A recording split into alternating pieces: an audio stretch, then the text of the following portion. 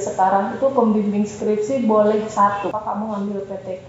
Kenapa kamu ngambil eksperimen? Kenapa kamu ngambil kuasi eksperimen? Bu, kalau judulnya seperti ini bisa atau tidak? Padahal harusnya, Bu, saya ada masalahnya seperti ini bisa nggak dijadikan penelitian? Biasanya kan banyak yang kalau pas ujian ditanya nggak bisa jawab, dia cuma responnya dengan memberikan senyum semanis mungkin. Dosen juga kan manusia.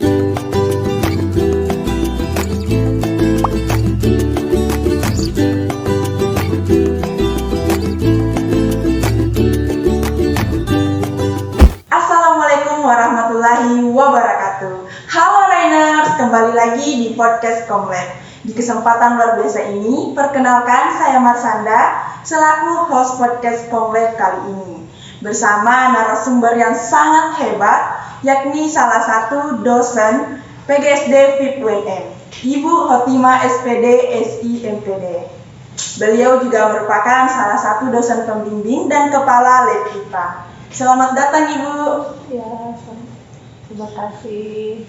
Gimana nih Bu kabarnya hari ini? Alhamdulillah ya. Kalian gimana? Sehat-sehat? Alhamdulillah Bu. Kalau boleh tahu Bu, sekarang kesibukan Ibu apa aja nih Bu? Kalau kesibukan sih seperti kalau pekerjaan kan biasa ya ngajar, kemudian penelitian.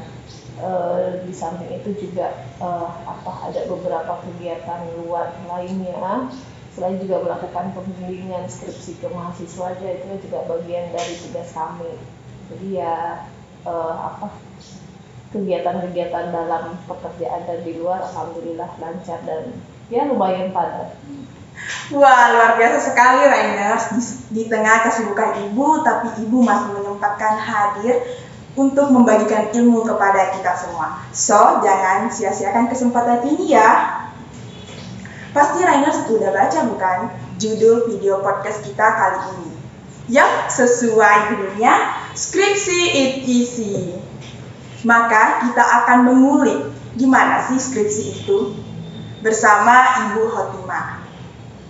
Baiklah Ibu, kita akan ngobrol santai dan saya akan mengajukan beberapa pertanyaan yang mungkin saja membuat mahasiswa tingkat akhir bingung. Pertama-tama berbicara tentang skripsi. Ada rumor yang beredar bahwa skripsi itu sangat sulit, sehingga mahasiswa tingkat akhir ketakutan untuk menghadapinya. Gimana nih pandangan Ibu terkait rumor tersebut? Kalau menurut saya sih terkait rumor tersebut wajar gitu ya. Cuman kalau dilihat sebenarnya enggak sih. Biasanya kenapa kemudian sulit itu biasanya kalau setahu saya itu karena kakak angkatan itu kemudian bilang ketika adik angkatannya tanya, Kak gimana sih skripsi? Aduh dek, saya mengajukan judul itu ditolak-tolak terus, kemudian bingung seperti apa, mau gimana. Kemudian hubungin dosennya susah, ini itu sehingga pandangan dari setiap angkatan yang nanya itu karena dari kakak angkatannya itu kemudian informasinya itu sudah mengerikan sehingga stigmanya ya skripsi itu mengerikan juga gitu ya, berat, takut, padahal sebenarnya enggak seperti itu gitu.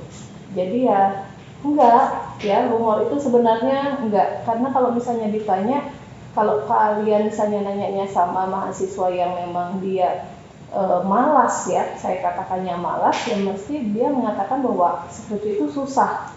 Tapi kalau misalnya sama yang mereka rajin, mesti bilangnya bahwa skripsi itu enggak sesusah yang dibayangkan dan malah menantang dan memberikan pembelajaran yang luas. Biasanya begitu kalau setahu saya. Nah Rainers, setelah mendengar penjelasan dari Ibu, gimana nih pandangannya soal skripsi? Jadi skripsi itu tidak semengerikan itu ya Rainers? Nah selanjutnya Ibu, terkadang kami mahasiswa merasa bingung. Gimana sih tahapan ujian pada semester akhir? Khususnya di jurusan PGSD. Oke, sobat ya, sebelum saya juga, kalau Ananda semester berapa? Saya masih semester 2 Ibu. Masih semester 2, betul. Berarti belum atau mungkin sudah pernah tanya-tanya terkait dengan rumor skripsian itu seperti apa? Atau jangan-jangan itu yang tadi pertanyaan sebelumnya terkait rumor itu, jangan-jangan Ananda juga merasanya, saya juga begitu. Iya Ibu, jadi saya mendengar dari stigma-stigma sekitar seperti itu. Seperti itu ya. Oke, kalau tahapan sih ya, kan tahapan itu mulai dari pengajuan judul ke dosen pembimbing, kemudian setelah disetujui pengajuan untuk dosen pembimbing kedua, lalu penyusunan bab 1 sampai 3 atau dengan kata lain proposal, penyusunan proposal, kemudian seminar proposal. Setelah itu nanti untuk instrumen, terkait instrumen itu ada validasinya, validasi instrumen. Setelah instrumen divalidasi, setelah instrumen siap untuk dipakai, maka dilakukan pengambilan data. Setelah itu ya baru kemudian menganalisis data tersebut, baru menyusun bab 4 dan bab 5. Kemudian tahapan selanjutnya itu adalah seminar hasil ya. Jadi seminar hasil nanti peneliti itu atau mahasiswa itu dia ditanya terkait dengan hasilnya, apakah hasilnya itu sudah benar atau belum, atau masih ada yang kurang-kurang. Jika ada saran-saran, kemudian peneliti harus melaksanakan ya dengan bimbingan pembimbing ya tentunya itu, kemudian melakukan perbaikan-perbaikan sesuai dengan saran-saran yang diberikan. Baru terakhir itu adalah ujian tutup. Nah, di ujian tutup ini adalah bagian bagaimana mahasiswa tersebut mempertanggungjawabkan penelitiannya, dia paham atau enggak, atau jangan-jangan cuma sekedar nulis. Jadi dia dari awal kenapa dia mengambil skripsi tersebut atau judul tersebut atau permasalahan tersebut sampai dihasilkan penelitian yang seperti itu, dia harus paham. Nah, itu di ujian tutup. Jadi ujian tutup itu dia pertanggungjawabannya. Ya, nah Rainers, itu tadi ya tahapan ujian pada semester akhir. Mulai dari pengajuan judul kepada PA1, setelah itu ke PA2, dan selanjutnya yaitu penyusunan bab 1, bab 2, bab 3 untuk sempro. Setelah itu seminar hasil, dan yang terakhir adalah seminar ujian tutup. Maksud saya ujian tutup. Ya, cuman barusan hari ini disampaikan bahwa ada perubahan kebijakan mulai dari semester ini, di mana pembimbing akademik maksud saya itu tidak otomatis, tidak serta-merta menjadi pembimbing 1 yang sekarang. Kemudian kalau sebelumnya itu pembimbing skripsi itu kan maksimal 2 dan rata-rata 2. Kalau mulai dari sekarang itu pembimbing skripsi boleh 1, tergantung dari kebijakan jurusan. Dan yang menjadi pembimbing skripsi itu jelas dosen yang sudah memiliki jabatan fungsional. Hanya saja kemudian yang menjadi pembimbing 1 itu minimalnya dia jabatan fungsionalnya itu sudah lektor. Jadi ada sedikit perubahan kebijakan. Kalau sebelumnya pembimbing akademik itu otomatis menjadi pembimbing 1, kalau sekarang enggak. Sebelumnya pembimbing skripsi itu selalu 2, sekarang bisa 2, bisa 1, tergantung dari kebijakan jurusan. Kemudian kami di sini dari jurusan itu sangat-sangat mendukung untuk mahasiswa menyelesaikan skripsi selama 1 semester, karena kan hanya 6 SKS. Jadi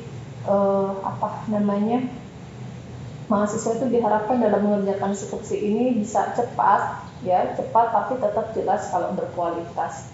Jadi di sini untuk pembimbing pun ada kebijakan bahwa jikalau misalnya mahasiswa yang dibimbing itu tidak ada progres selama 6 bulan, itu bisa diganti pembimbingnya. Tetapi yang dimaksudkan di sini untuk cepat itu bukan berarti kemudian asal tanda tangan diperbolehkan, ayo sekarang kamu, sekarang yang penting susun dulu proposalnya, kemudian langsung tanda tangan ujian proposal, kemudian langsung validasi langsung ke tahap sebelumnya tanpa mahasiswa paham. Itu bukan seperti itu, tapi memang diharapkan untuk percepatan ini yang dimaksudkan adalah mahasiswa itu kalau menemui pembimbing itu rutin, setidaknya 1 minggu sekali gitu ya. Tapi kan yang selama ini senangnya mahasiswa itu menghilang, itu yang menjadi kendala sebenarnya selama ini. Itu sih. Nah, jadi sekarang ada kebijakan baru ya Ibu, Betul. bahwa pembimbing itu tidak serta merta harus 2 orang, tapi bisa juga 1 orang. Nah, berkaitan dengan pertanyaan sebelumnya Ibu, pasti dalam seminar itu ada pertanyaan paling umum yang sering ditanyakan oleh dosen penguji. Kalau boleh tahu apa-apa aja itu Bu? Kalau di seminar, biasanya penguji itu lebih menitik beratkan pada metodologi. Karena kalau bab ya lebih pada metodologi sebenarnya. Karena jangan sampai kemudian metodologi yang dipakai oleh calon peneliti itu salah. Ya, jadi lebih pada misalnya apa? Kamu mau pakai apa? Kenapa kamu pakai metodologi tersebut? Sampelmu siapa? Berapa orang? Kenapa kamu pakai sampel tersebut dan jumlahnya sekian? Kemudian kenapa kamu misalnya kalau sampelnya kalau misalnya subjek penelitiannya itu di sekolah tertentu, kenapa kamu ngambil sekolah tertentu? Kalau misalnya untuk metodologi itu jenis penelitian, misalnya kenapa kamu ngambil PTK, kenapa kamu ngambil eksperimen, kenapa kamu mengambil kuasi eksperimen, itu mesti ditanyakan ke arah situ untuk di bab 3-nya, termasuk kemudian untuk analisa datanya, kamu pakai apa, kemudian untuk terutama yang paling penting adalah di instrumen.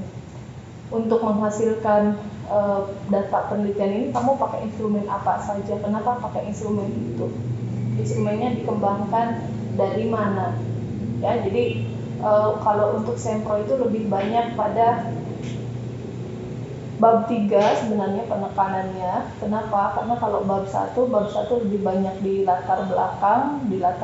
Kalau untuk penelitian skripsi itu kan tidak dituntut karena ini adalah penelitian akademik, artinya sebatas untuk proyek akhir mahasiswa, maka untuk seperti masalah novelty dan lain-lain itu enggak ya. Yang terpenting adalah kebermanfaatannya, kemudian inovasinya kalau ada, itu lebih ke arah sana itu. Jadi ya, kemudian kalau untuk rumusan masalah yang ditanyakan jarang juga, kenapa rumusan masalahnya seperti ini, itu jarang. Jadi lebih kalau ke Sempro itu pertanyaannya pada kenapa kamu ngambil permasalahan ini, bukan ngambil judul ini ya, karena kan sebenarnya judul itu berangkatnya dari permasalahan, kan, permasalahan. Jadi nyari masalah dulu, bukan nyari judul dulu. Karena kalau judul itu kan bisa di rearrange, bisa di create setelah masalahnya jelas.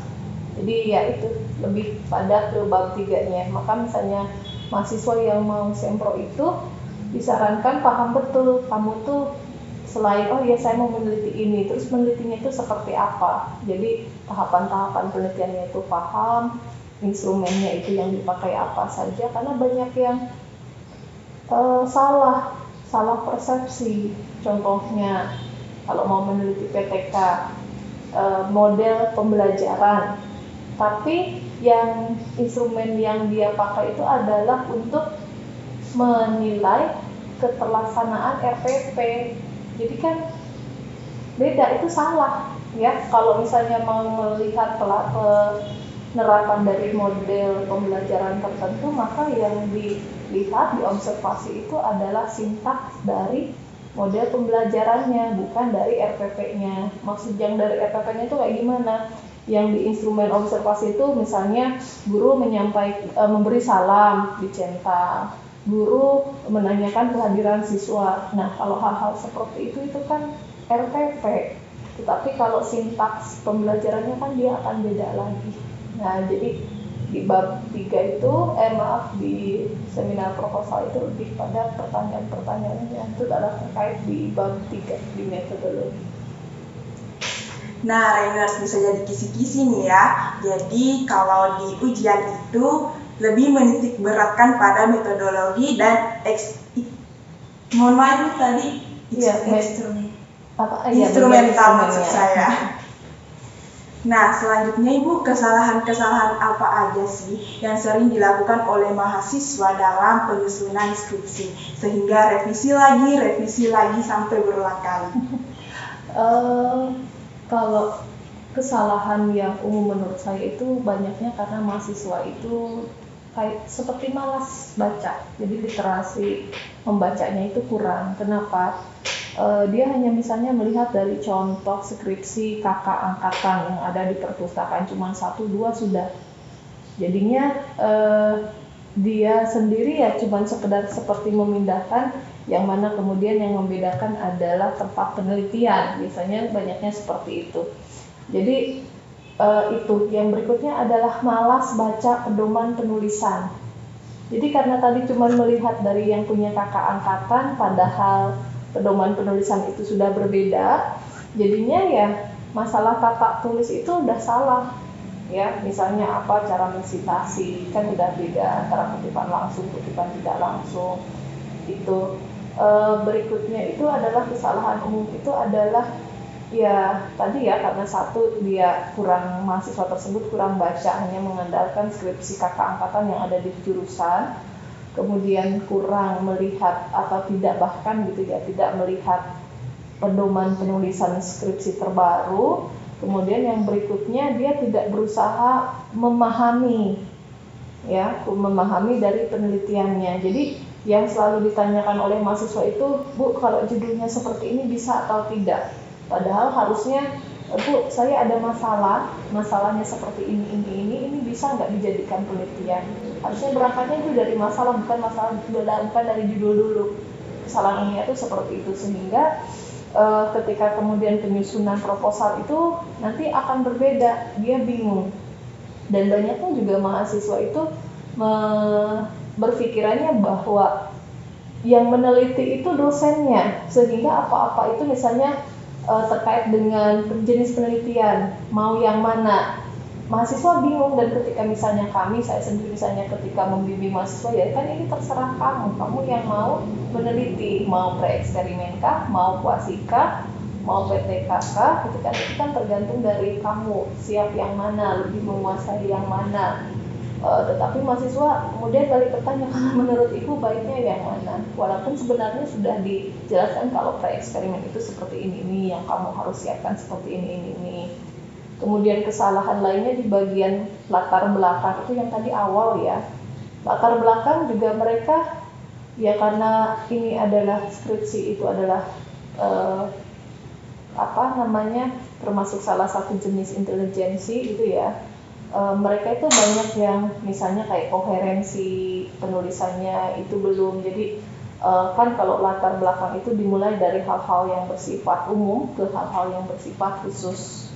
Nah, mereka dari umum ke khusus, kemudian ke umum lagi ke khusus lagi. Jadi bukan sistemnya itu bukan piramida terbalik, tetapi itu seininya mereka asal tulis aja seperti itu. Kemudian yang paling lagi kesalahan adalah terutama ya ini yang umum, maksud saya adalah di bagian manfaat. Antara manfaat praktis dengan manfaat teoritis itu tidak ada beda.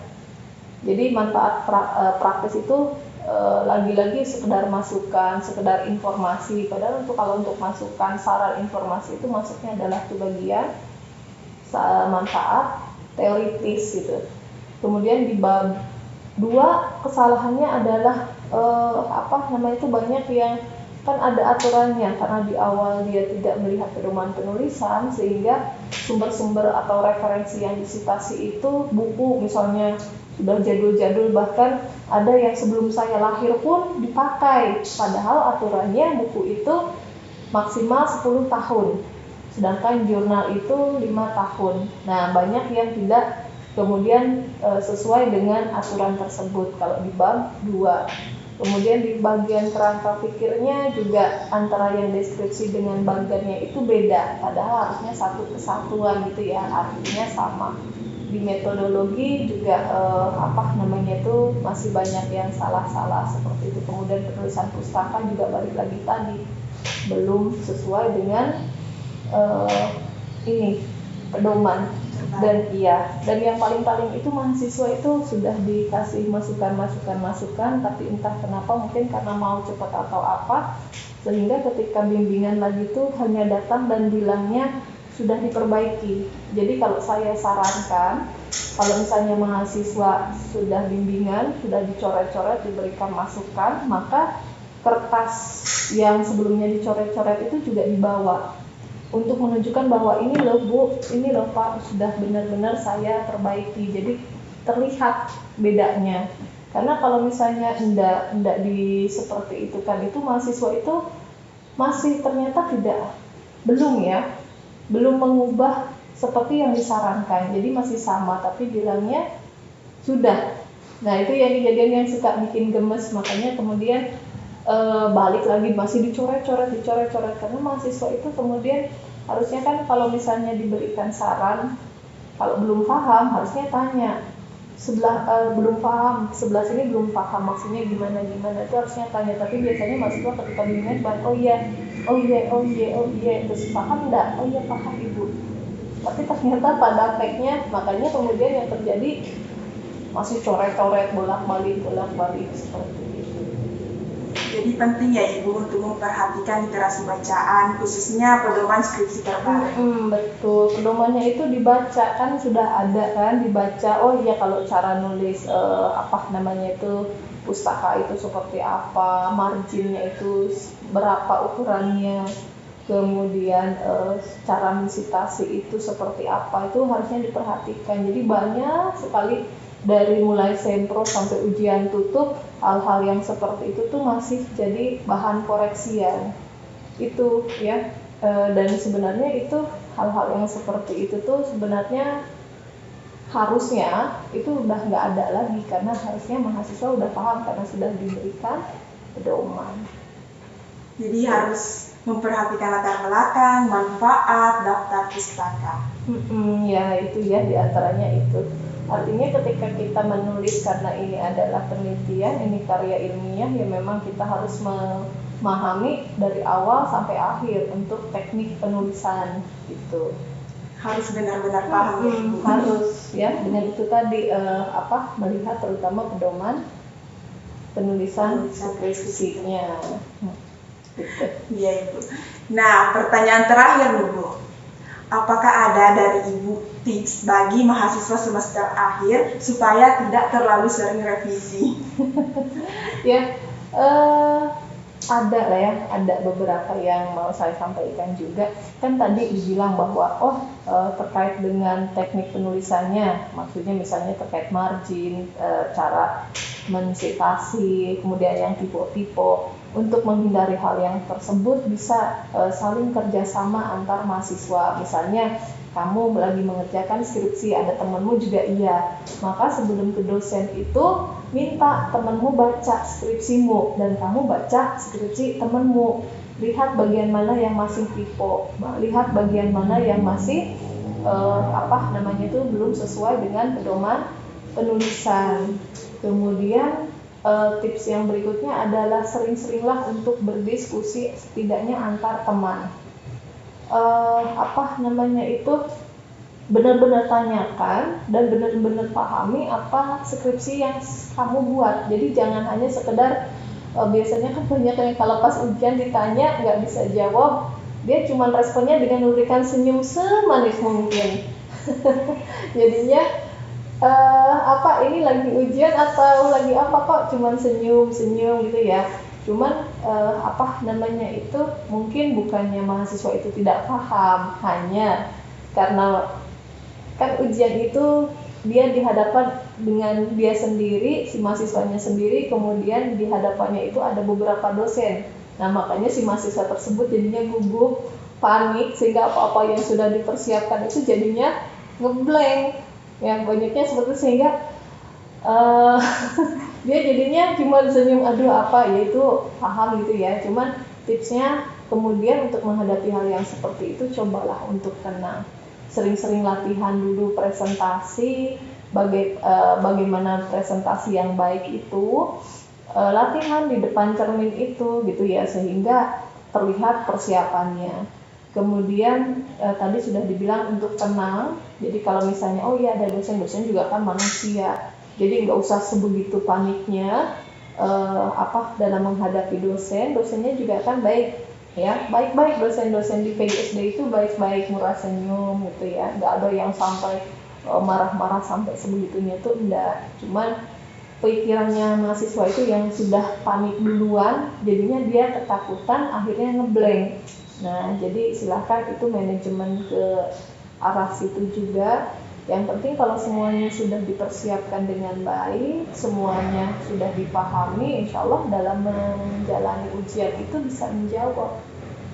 Ya, itu jadi dari awal kenapa milih judul itu, permasalahannya apa, kenapa di sekolah tersebut, atau kenapa subjeknya itu, kenapa subjeknya banyaknya segitu, teknik pengambilan samplingnya, teknik samplingnya seperti apa, sampai akhir resultnya itu tahu, paham, itu insya Allah bisa. Ya, dan yang paling-paling itu adalah tidak hanya melihat di judul, tapi juga melihat di bagian rumusan masalah, karena banyak rumusan masalahnya, istilahnya ya kalau yang kemarin dipakai itu rumusan masalahnya dianalogikan sebagai kepala sapi, tetapi di bagian pembahasan sama di bagian kesimpulan itu badannya badan kambing, jadi nggak nyambung. Jadi perhatikan juga jika misalnya rumusan masalahnya itu minta gambaran, ya kesimpulan yang dibahas pun ya termasuk kesimpulan dan di bagian pembahasan pun juga mengarah pada menjawab rumusan masalah itu ya tipsnya. Sering-sering kumpul, sering-sering baca skripsi yang lain. Bahkan kalau dulu saya ketika S1 kebetulan skripsi saya itu coretannya itu cuman kurang koma sama spasi saja. Jadi nggak ada coretan, apalagi sampai dilipat-lipat itu alhamdulillah enggak. Kok bisa seperti itu? Karena saya melihat referensinya itu bukan hanya sekedar referensi dari skripsi, tapi dari referensi yang di atasnya, referensinya disertasi dan tesis.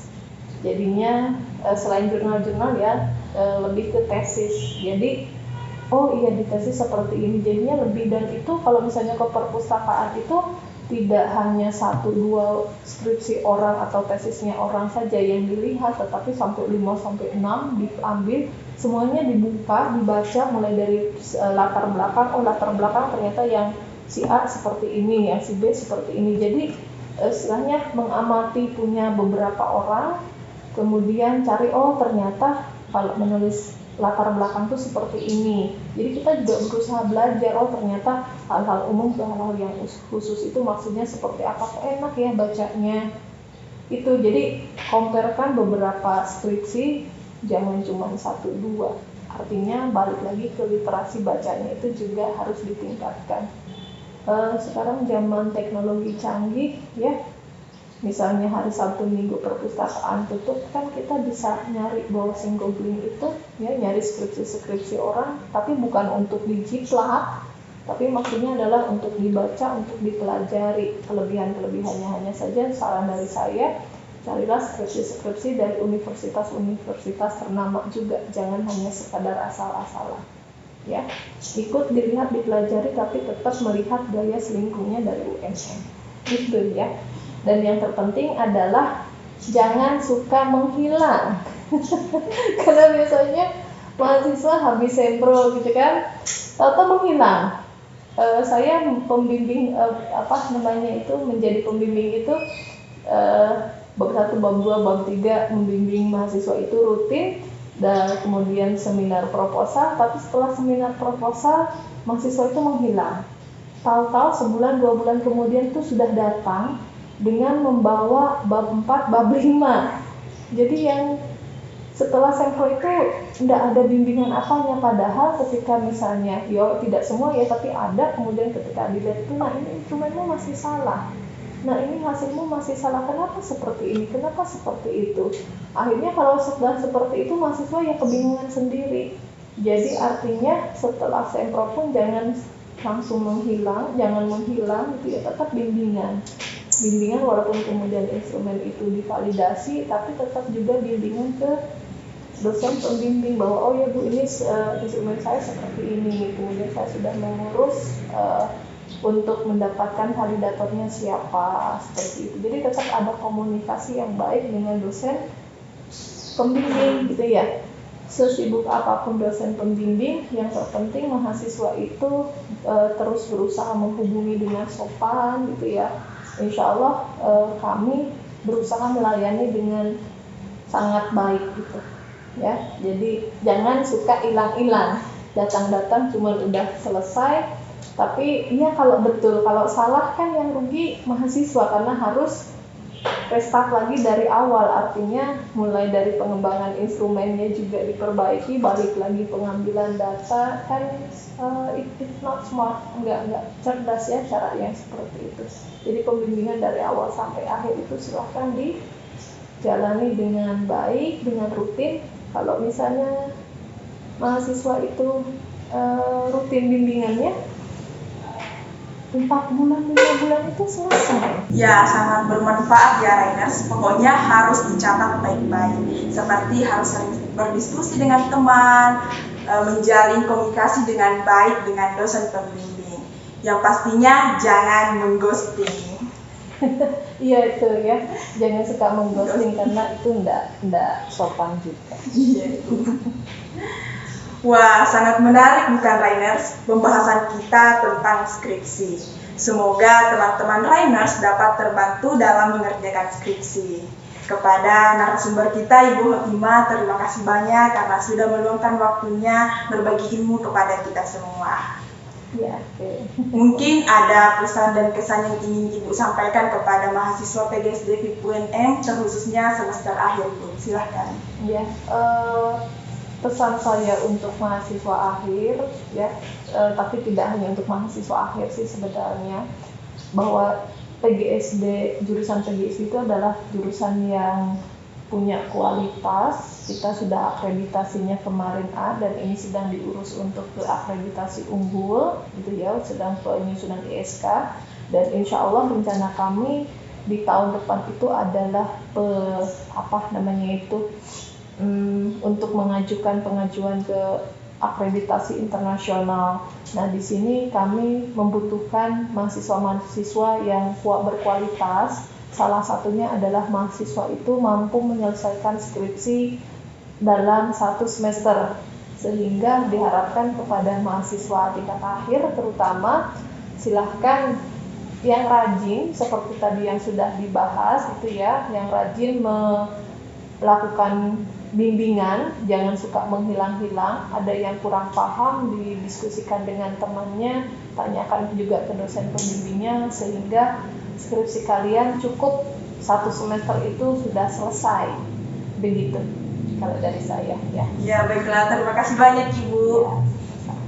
Sebelum saya